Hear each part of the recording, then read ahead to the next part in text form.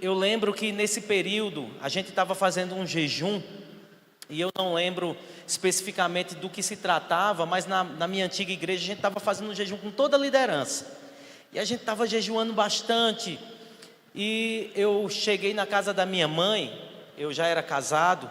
Cheguei na casa da minha mãe, estava trabalhando próximo, e eu resolvi ir lá para almoçar com ela. E quando eu cheguei lá, minha mãe estava deitada no sofá, e eu disse: mãe, o que é que a senhora tem?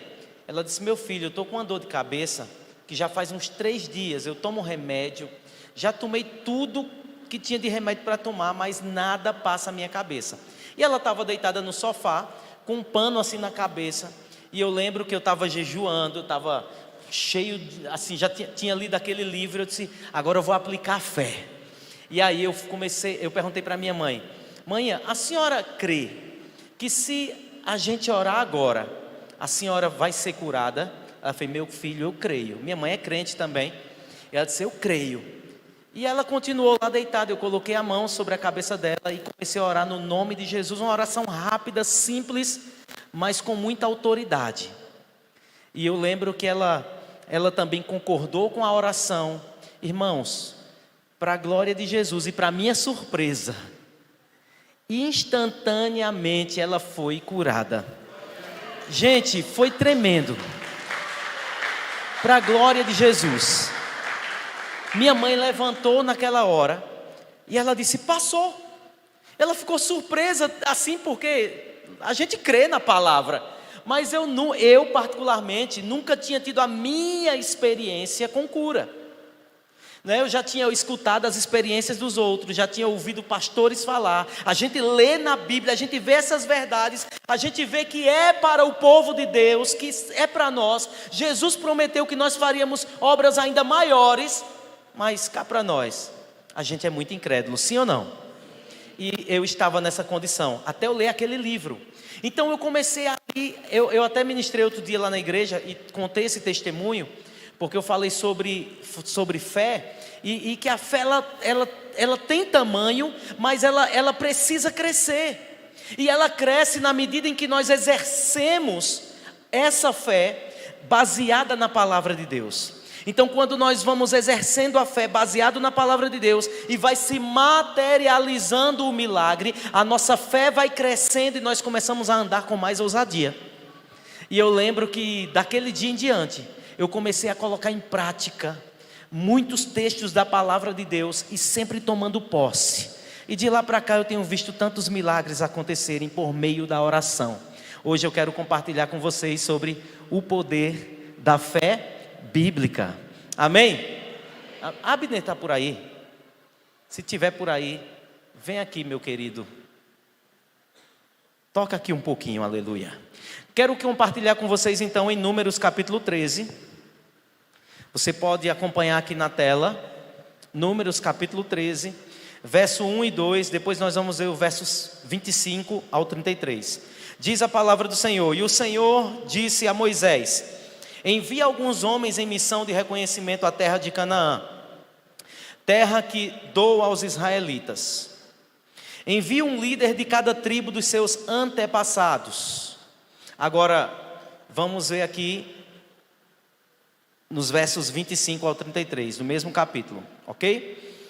Ao fim de 40 dias, eles voltaram da missão de reconhecimento daquela terra. Eles então retornaram a Moisés e a Arão e a toda a comunidade de Israel em Cádiz, no deserto de Parã, onde prestaram relatório a eles e a toda a comunidade de Israel. E lhes mostraram os frutos da terra, e deram o seguinte relatório a Moisés: entramos na terra a qual você nos enviou, onde manam leite e mel. Estão alguns frutos dela, mas o povo que lá vive é poderoso, e as cidades são fortificadas e muito grandes. Também vimos descendentes de Enaque, os amalequitas vivem no Neguebe, os hititas e os jebuseus e os amorreus vivem na região montanhosa. Os cananeus vivem perto do mar e junto ao Jordão. Então Calebe fez o povo calar-se perante Moisés e disse: subamos e tomemos posse da terra. É certo que venceremos, Mas os homens que tinham ido com ele, disseram: não podemos atacar aquele povo, é mais forte do que nós. E espalharam entre os israelitas um relatório negativo acerca daquela terra. Disseram: a terra para a qual fomos em missão de reconhecimento devora os que nela vivem.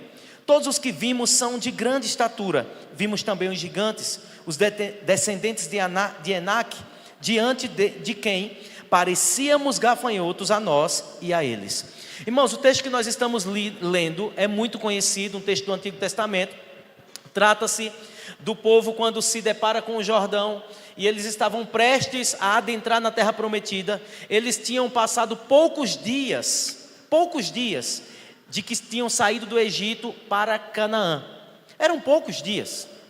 E eles poderiam ter entrado ali naquela terra, cerca de 40 dias ali caminhando na terra, no deserto apenas, e chegaram lá. Porém, quando os espias, que eram cabeças de tribos, eram líderes, eram homens renomados, eram homens que tinham prestígio diante das suas tribos, esses 12 homens, eles entram na terra prometida, em Canaã, e espiam a terra.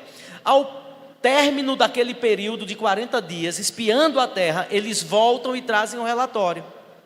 O relatório, nós vimos aqui, que dos 10 espias, foi um relatório negativista. Eles falaram porque eles tinham uma mente de escravos. Eles não tinham ainda, eles tinham saído daquela condição de escravos, mas eles ainda eram escravos na sua mente, no seu coração.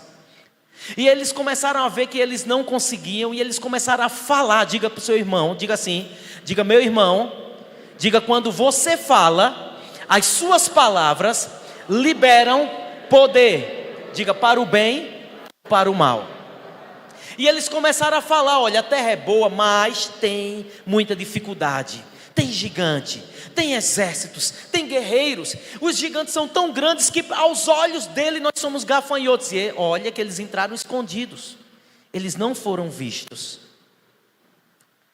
Irmãos, Josué e Caleb, ele diferentemente tenta acalmar o povo, e diante de Moisés, ele diz: olha, a terra de fato é como o Senhor prometeu, a terra mana leite e mel, o Senhor nos prometeu que daria essa terra, nós vamos conseguir, nós vamos possuir. Era a palavra de Josué e Caleb. Agora deixa eu dizer algo para você. O deserto é um lugar especial de treinamento. Eles estavam onde? No deserto.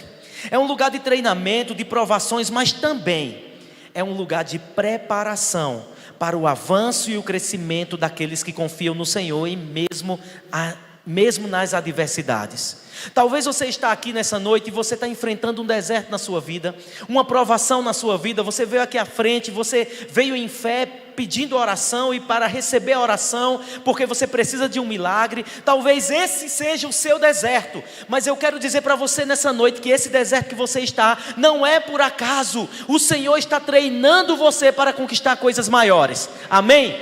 É as promessas. Porém, nós precisamos saber quem nós somos. Nós somos como os 10 espias ou como Josué e Caleb? Isso vai fazer toda a diferença, porque tem muita gente que ama a Deus, serve a Deus, vem para a igreja, carrega uma Bíblia, dá testemunho da vida dos outros, mas não experimenta milagres, porque a sua boca não profetiza a palavra. A sua boca murmura, a sua boca só fala derrota, a sua boca só fala dos problemas que estão acontecendo, a sua boca só começa a falar daquilo que está previsto para acontecer. Você está vendo a inflação está aumentando, você está vendo o que o governo está fazendo, e agora o medo começa a tomar conta. Foi isso que aconteceu com os 10 espias. Eles começaram a falar, e pior ainda, não só ficou eles 10, com os 10, parte de Israel, a maioria dos israelitas passaram a ser contaminados. Irmãos, isso é muito sério. O povo de Israel tinha um destino, era sair do Egito. O seu destino era a terra prometida, Canaã. Porém, a maioria dessas pessoas, eles queriam desfrutar da promessa, mas não estavam preparados para confiar plenamente no Senhor na hora do que parecia impossível. Irmãos, isso aqui é um grande segredo. Nós precisamos saber que nós temos um chamado, o Senhor nos deu uma promessa, o Senhor definiu para nós o nosso futuro, porque Ele deixa claro em Jeremias capítulo 29, 11, eu sei os pensamentos que tenho a vosso respeito, diz o Senhor, pensamentos de bem e não de mal, para vos dar o fim que esperais. Então está definido. Existe um futuro para nós em Deus, amém? Existe um lugar preparado para nós. Ele tem o melhor para nós, no destino que Ele projetou para nós. Mas tem um problema, no meio dessa caminhada existe algo que nós fazemos, que determinam aonde nós vamos chegar. O Senhor tinha projetado tantas coisas para tantos homens de Deus, mas que o final não foi aquilo que Deus tinha projetado para eles, por causa das escolhas. Não vou me deter nesse quesito, mas eu quero dizer que nós temos responsabilidades. E isso que aconteceu aqui com esses espias parece muito conosco. Diante de tantas lutas, diante de tantas angústias que nós passamos, mas do que nunca, meus irmãos, nós precisamos de fé para vencer. Diga para o seu irmão, diga, nós precisamos da fé bíblica para vencer. Fé não é pensamento positivo. Fé é confiança de que Deus está no controle de todas as coisas. Amém? Mas por que a fé é tão importante para nós que somos filhos de Deus? Olha só, a fé é o elemento mais importante na vida de um crente. Pois a salvação de uma pessoa só é possível por meio da fé. Em Efésios, no capítulo 2, no verso 8, a palavra nos diz o seguinte: portanto, pela graça sois salvos por meio da fé, e isto não vem de vós, é dom de Deus. Então a fé é um elemento importante para nós. Agora, em segundo lugar, a fé, o que é fé? Fé é acreditar sem duvidar. Diga, fé é acreditar sem duvidar. Hebreus 11:1. Ora, a fé é a certeza daquilo que esperamos e a prova das coisas que não vemos.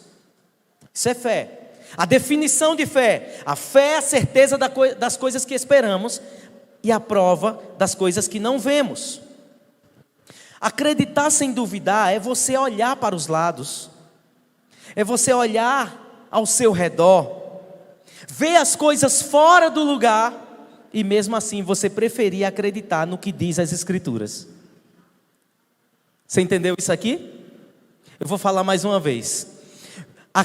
A fé é acreditar sem duvidar, é você olhar para os lados, ver que as coisas estão fora do lugar, a família está passando por problema, aquilo que eu sonhei, que eu projetei não está acontecendo, os meus desejos, meus projetos não estão saindo do papel, a minha profissão não está bem, eu não estou ganhando aquilo que eu queria, ministerialmente eu não cheguei ainda onde eu queria chegar, eu não realizei tudo que eu queria realizar em 2023, mas isso, eu quero dizer para você que quando essas coisas estão fora do lugar, a fé é mesmo você vendo assim, você preferir acreditar no que diz as Escrituras. Deus está conosco.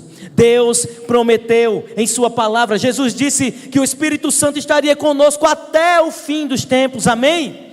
Até a consumação dos tempos. Jesus afirmou o seguinte em Marcos 11, verso 23.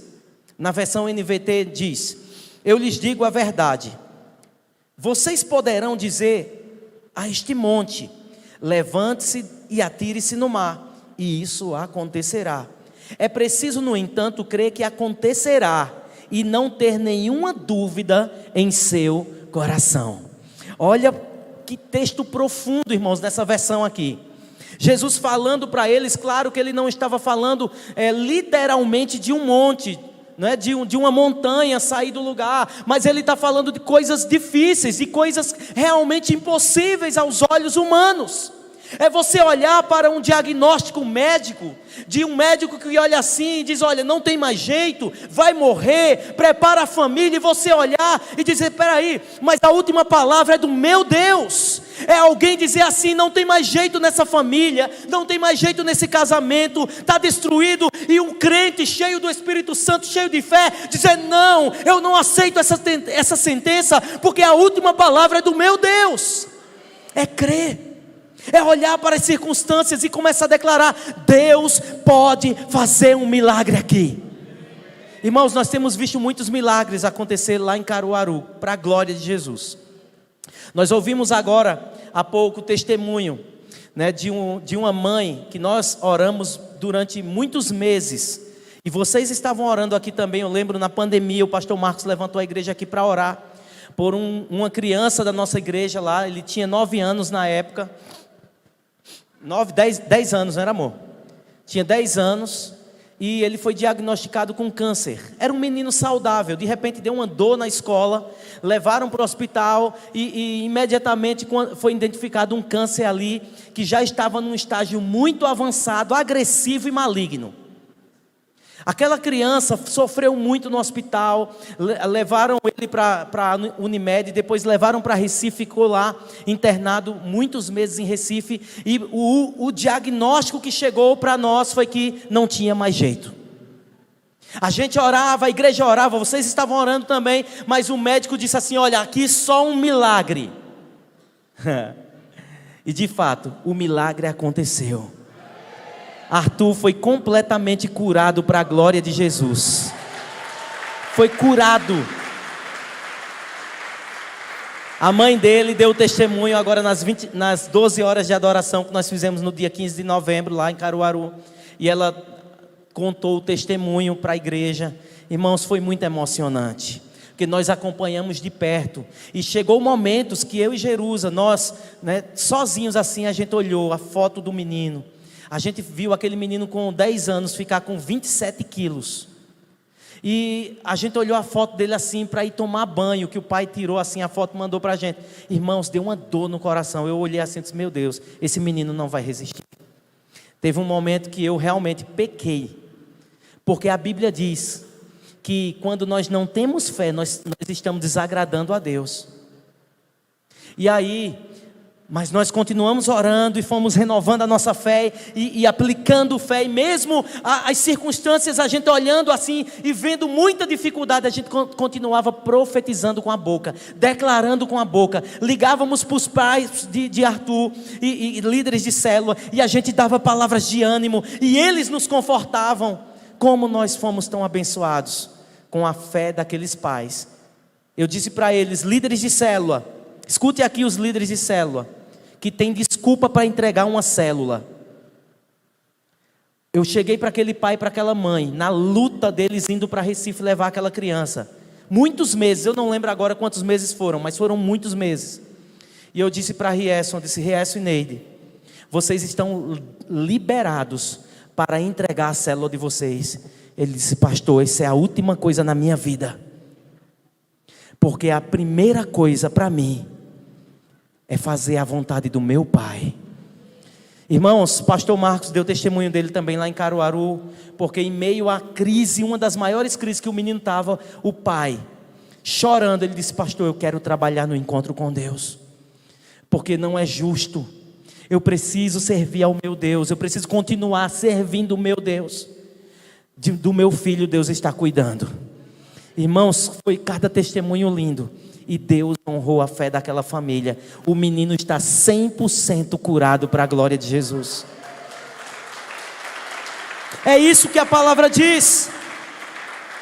Vocês dirão a esse monte: levante-se, atire-se no mar. Isso acontecerá. No entanto, é preciso o quê? Crer que acontecerá e não ter nenhuma dúvida no coração. É o que Jesus nos diz. Salomão escreveu o seguinte em Provérbios 18, 21. A língua tem o poder de trazer morte ou vida.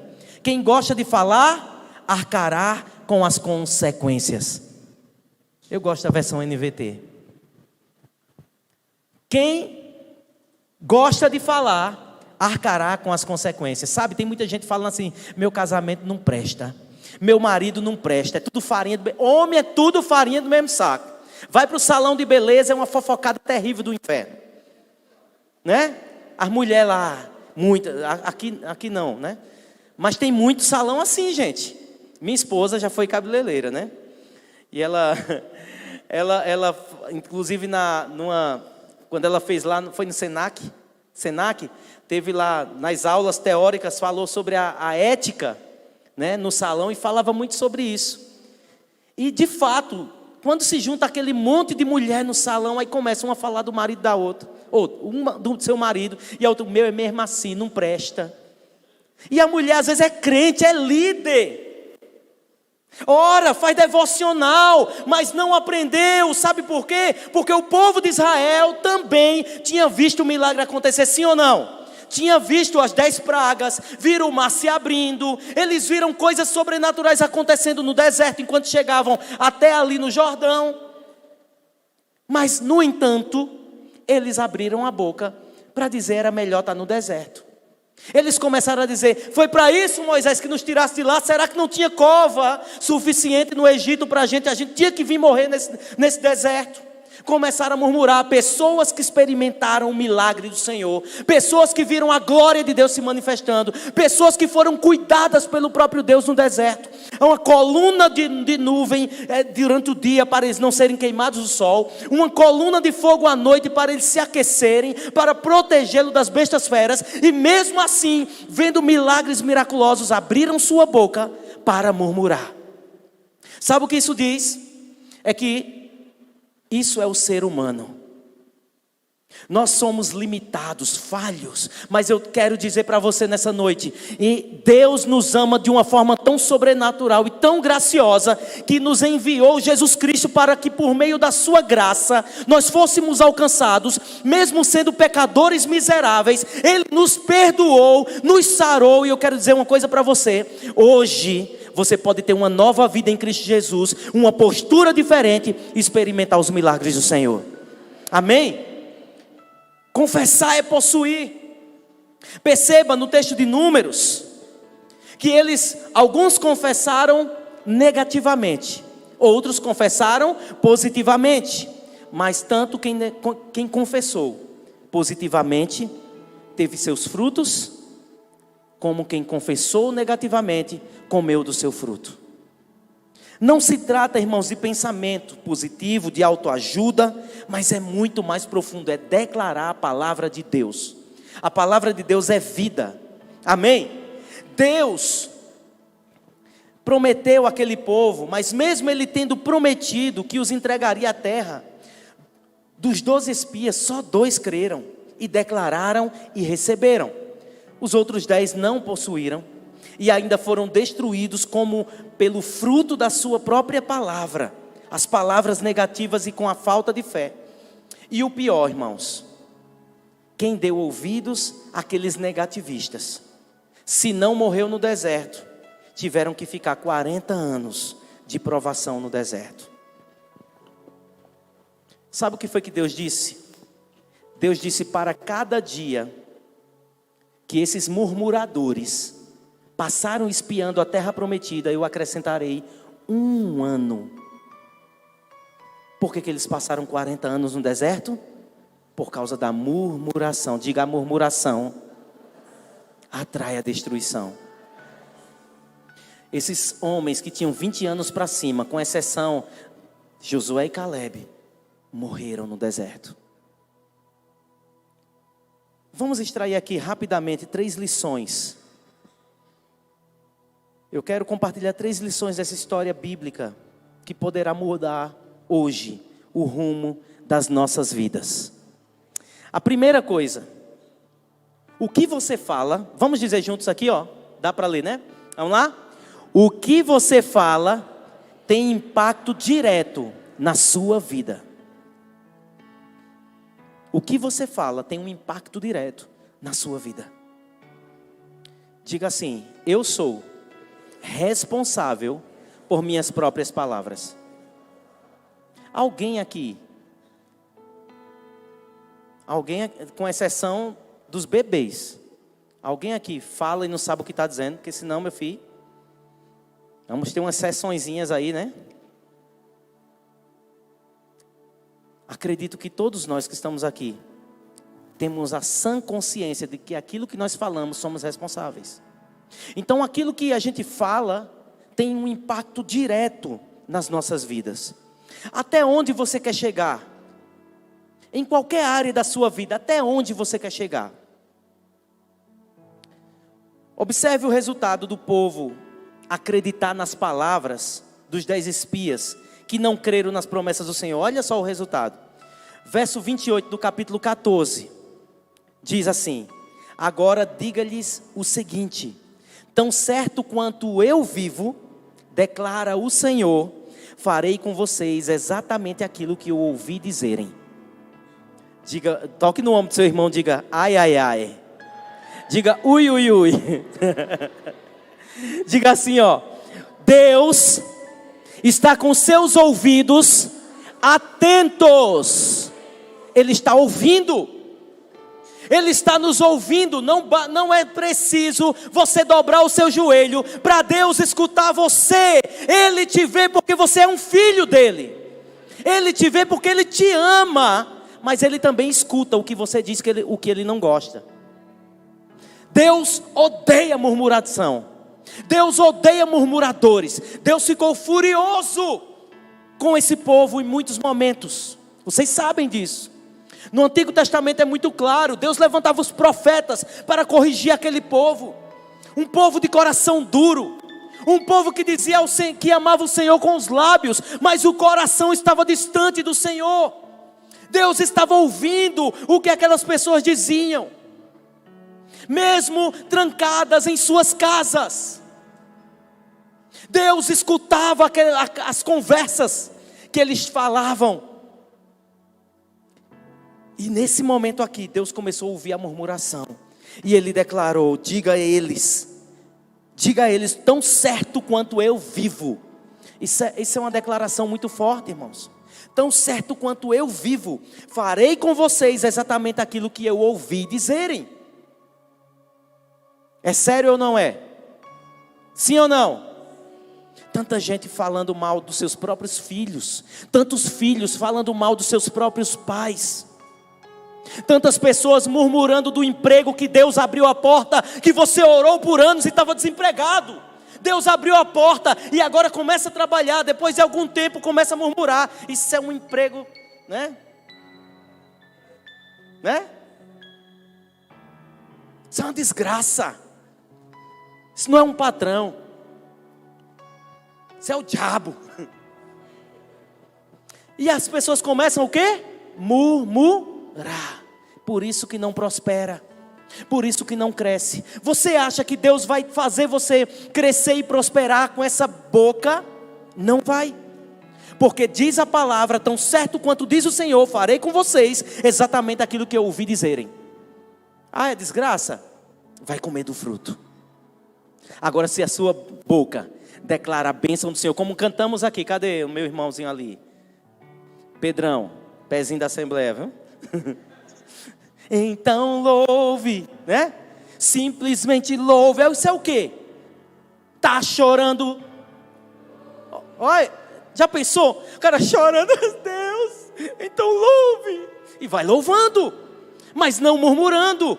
E aí vai fazendo o quê? Deus vai olhando: filho, você vai comer das palavras da sua boca. Toma a minha bênção, recebe a minha bênção, seja abençoado, prospera, casamento reconstruído, as bênçãos de Deus acontecendo.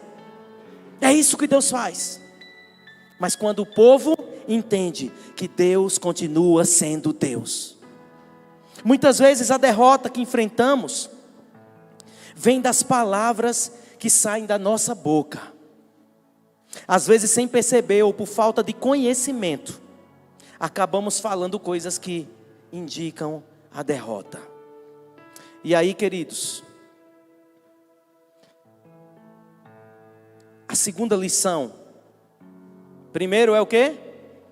O que você fala tem um impacto direto na sua vida. Agora, segundo, diga: o que você confessa. Diga bem forte, meu irmão, em nome de Jesus, confesse aí, vamos lá. O que você confessa pode se tornar uma arma poderosa para mudar o seu destino. Amém?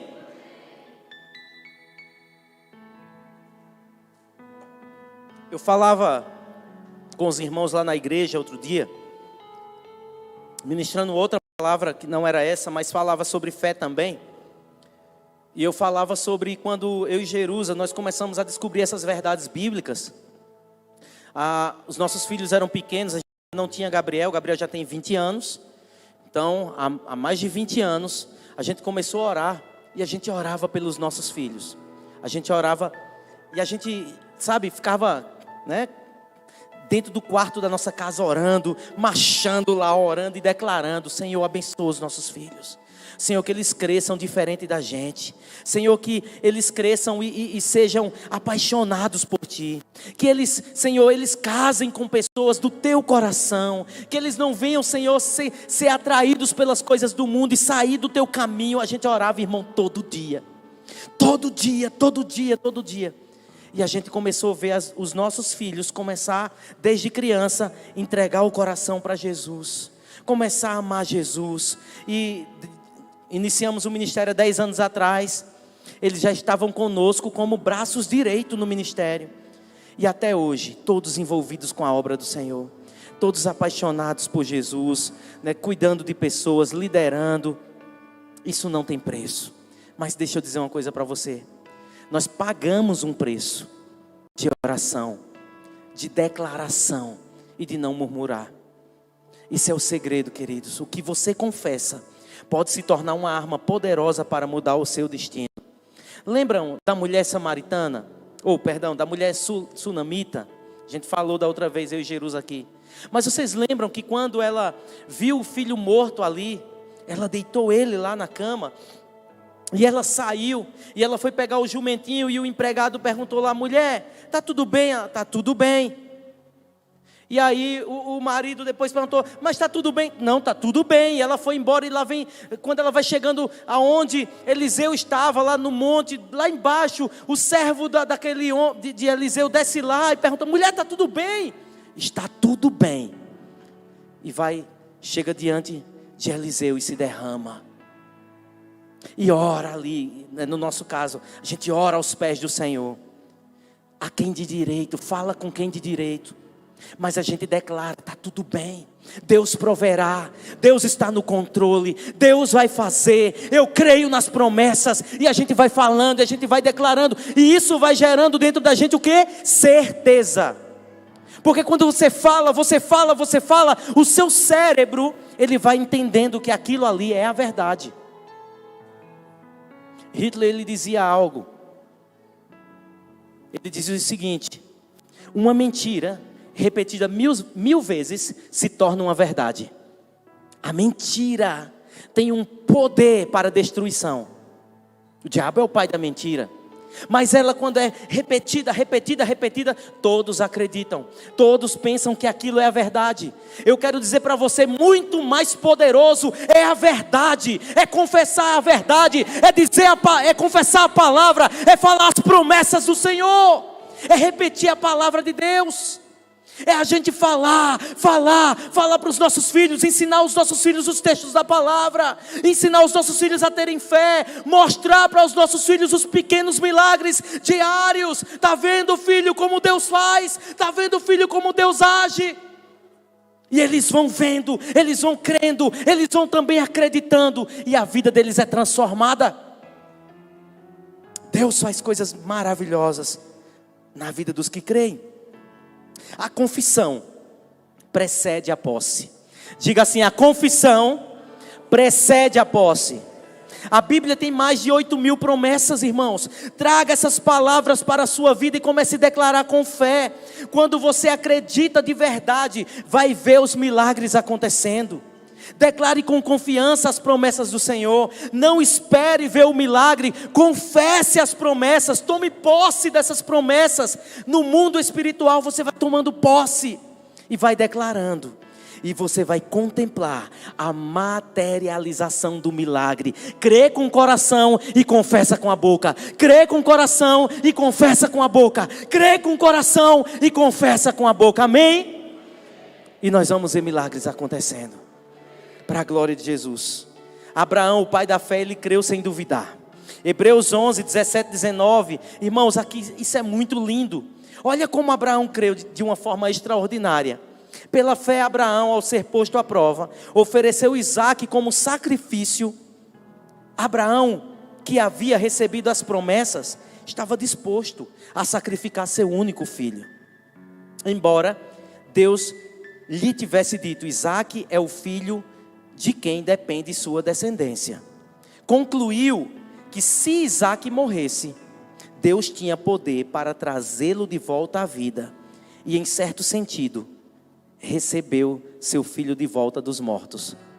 Antes mesmo de ele subir aquele monte e colocar aquele filho no holocausto e pegar o cutelo, ele já tinha crido no coração que se Deus tinha dito para ele, e Deus não mente, que ele faria com que aquele filho viesse a descendência de Abraão, ele pensou, o texto bíblico diz, ele pensou, mesmo se ele vier a morrer, Deus tem poder de ressuscitá-lo dos mortos. Agora o que é interessante é que nunca ninguém havia ressuscitado até então. Como que ele começou a crer numa coisa que nunca viu? Como que ele começou a crer numa coisa que não existia? Como que ele começou a crer numa coisa que era demais para a mente humana? Só alguém que caminhava com Deus, que conhecia Deus e sabia que Deus pode fazer qualquer coisa. Você está entendendo? Deus pode fazer qualquer coisa. Diga para o seu irmão: Deus pode fazer qualquer coisa. Diga: independente do que você está pedindo ou do que você está precisando, diga: não importa. Diga: não interessa. Diga: Deus pode fazer. Diga assim: porque Ele ainda continua sendo Deus e sempre será. Amém? Sempre será Deus. Satanás, ele sempre ensina o mundo a admitir derrota. É o que Satanás ensina. Por meio das novelas, dos filmes, das séries. Por meio, confessar a derrota. Os veículos de comunicação. A gente viu isso muito na pandemia. Sabe, Satanás ensina o mundo a admitir a derrota. Mas Deus nos concede a vitória. E Ele nos guia sempre ao rumo do triunfo. Amém? Deus, Ele sempre nos guia no caminho do triunfo. Aprenda, querido, a usar a sua língua de forma poderosa e abençoada, para que a sua vitória manifeste a glória de Deus.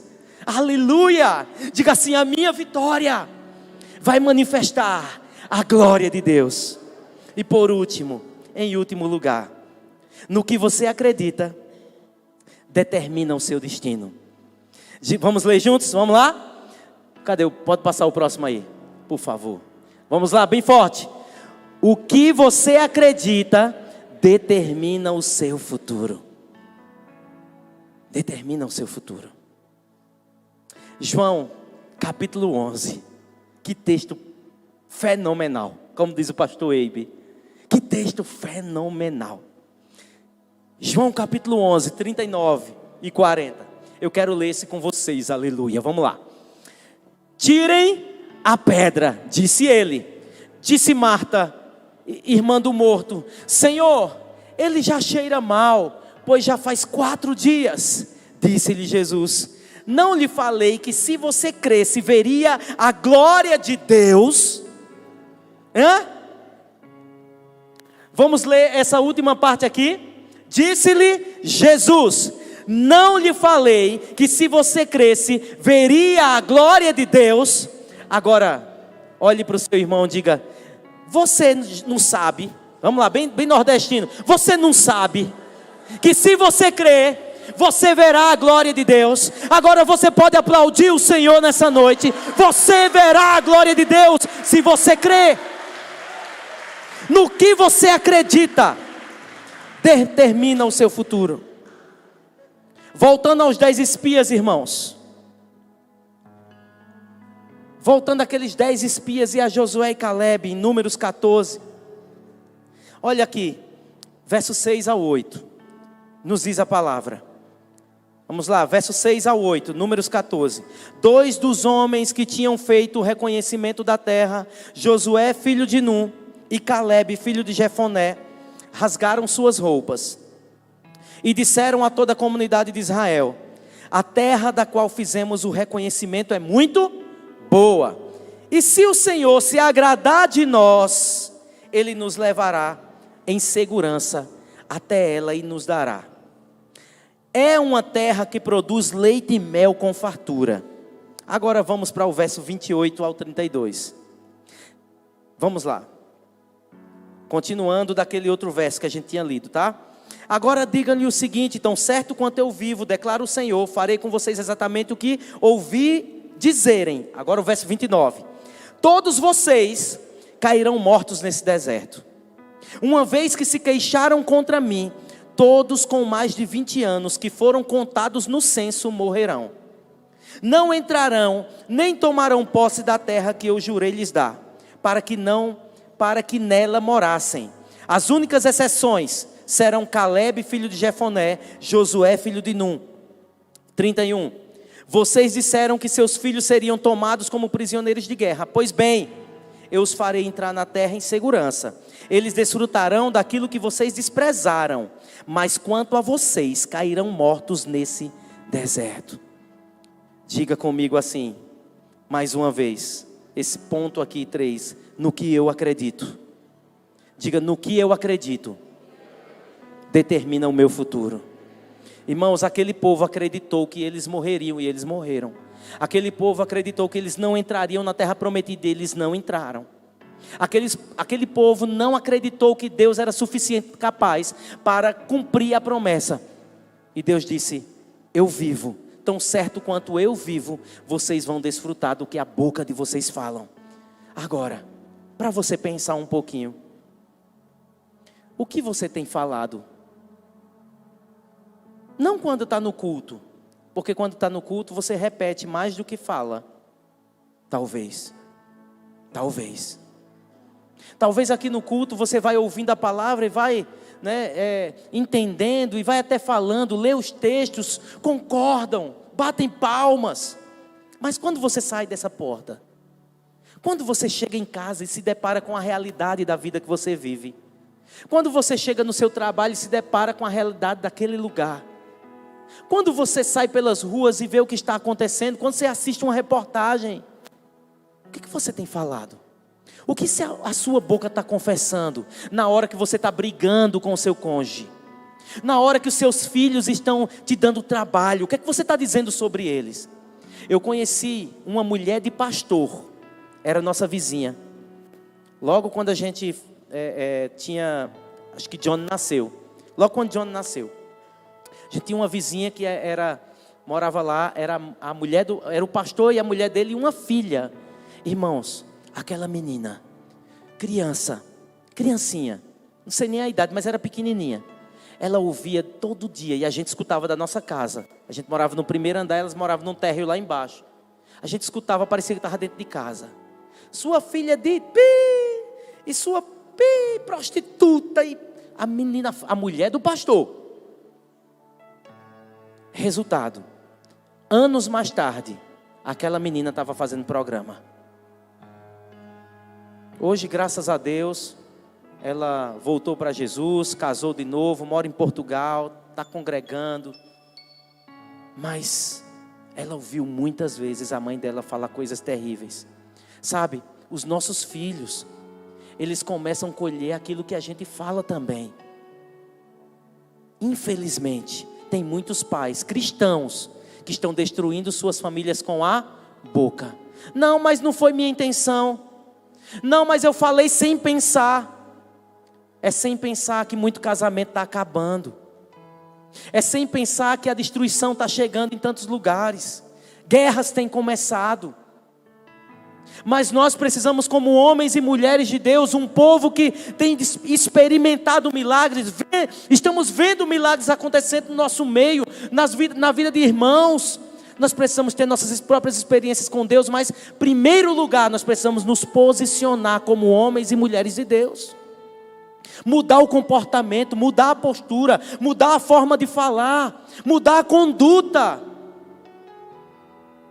Mude, querido, o seu pensamento. Não duvide do poder de Deus, creia com o seu coração e confesse a palavra. Porque o que você fala tem um impacto direto na sua vida. As suas palavras podem se tornar um canal do poder de Deus, que mudará a sua sorte, e suas palavras apontam para o seu destino. Se você puder, aplauda o nome do Senhor e fique de pé. Vamos orar.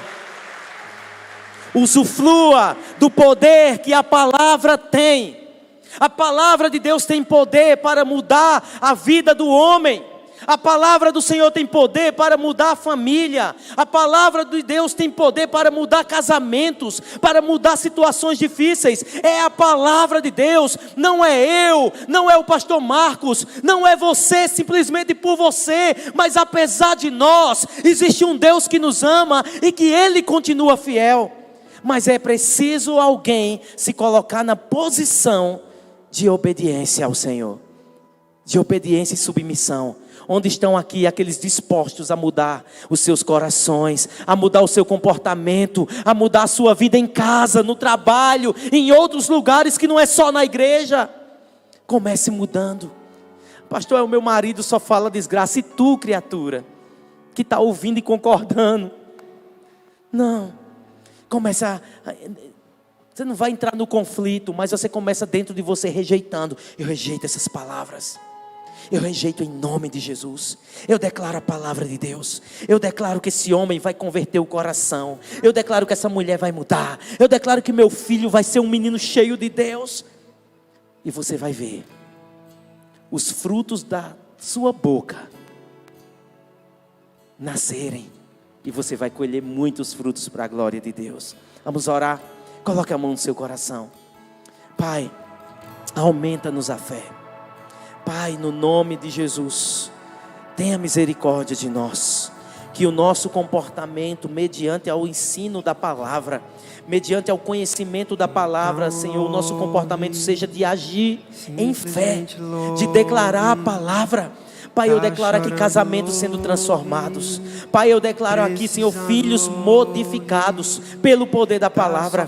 Pai, eu declaro aqui famílias completamente, Senhor, transformadas. Milagres acontecendo financeiros. Milagres acontecendo nos relacionamentos. Milagres acontecendo na saúde física, na saúde emocional. Pai, em nome de Jesus, pessoas com depressão, início de depressão. Pessoas com ansiedade, Senhor, crônica. Eu declaro em nome de Jesus, sejam curados, sejam tocados pelo Espírito Santo, que a presença de Deus venha invadindo esses corações, mas sobretudo, Senhor, que eles creiam que o Senhor é poderoso, que eles creiam e confessem, tudo é possível que crê. Se crermos, veremos a glória de Deus. Por isso nós declaramos em nome de Jesus. Nós cremos, nós declaramos. Por isso nós falamos para a glória de Jesus. Diga comigo, eu creio. Diga, eu creio com o meu coração. Diga, eu confesso com a minha boca. O meu milagre já aconteceu. Aleluia, aplauda Jesus. Tá chorando longe, pisando longe.